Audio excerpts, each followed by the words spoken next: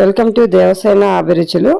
ఈరోజు మనం bread snacks చేసుకున్నామండి. ఈవినింగ్ టైంలో తినడానికి ఈ స్నాక్స్ చాలా బాగుంటుంది. పిల్లలు స్కూల్ నుంచి రాగానే ఇలా చేసి పెడితే వాళ్ళు కూడా చాలా ఇష్టంగా తినేస్తారండి.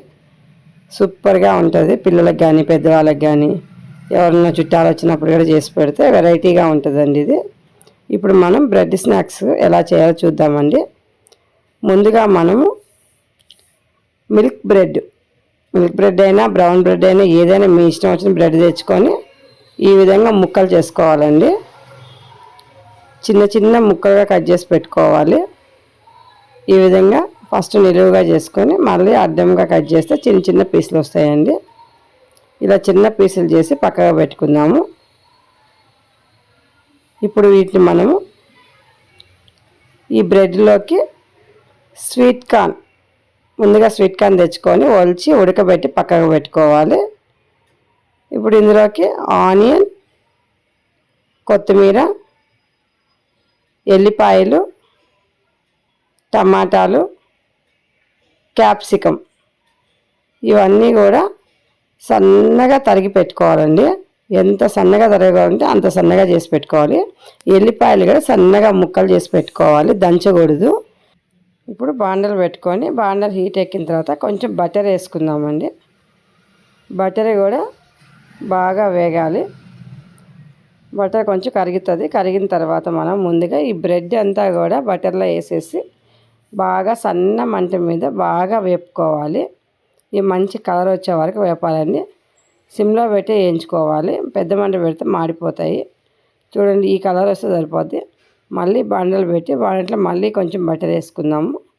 ఇప్పుడు మనం ప్రిపేర్ చేసుకోవడానికి ముందుగా సన్నగా తరిగి పెట్టుకున్న ఎల్లిపాయ కచ్చాపచ్చాగా చేసి పెట్టుకోవాలండి. మరి మెత్తగా కాదు, మరి సన్నగా ముక్కల్లాగానే చేసేయాలి. పచ్చిమిరపకాయలు కూడా సన్నగా తరిగి పెట్టుకోవాలి.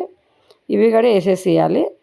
ఇప్పుడు మనం సన్నగా తరిగి పెట్టిన ఆనియన్ ఇది కూడా బటర్లో వేసేసి బాగా వేపుకుందామండి.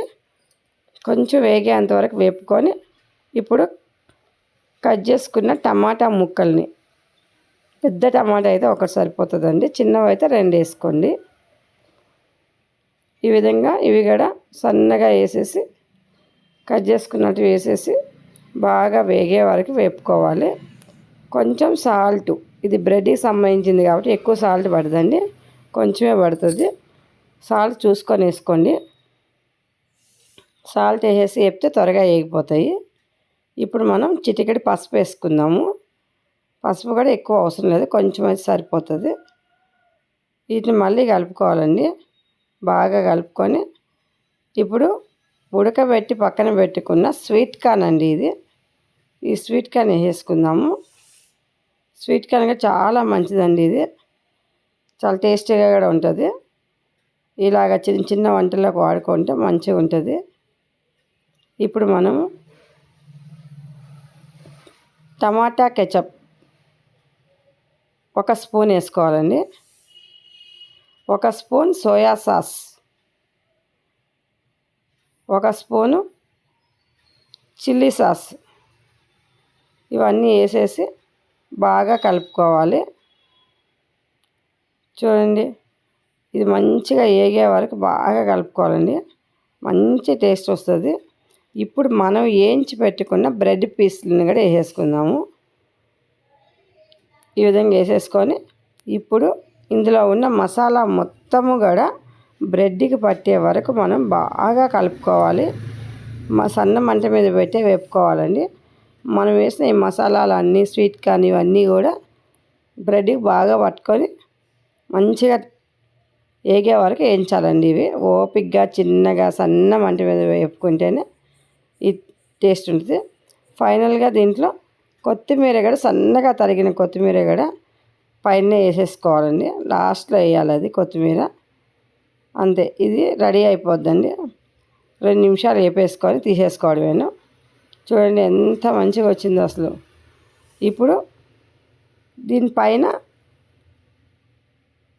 చీజ్ ఎక్కువ ఉంటే ఎక్కువ వేసుకోవచ్చు అండి. మా దగ్గర కొంచెమే ఉంది, నేను కొంచెమే వేస్తున్నాను.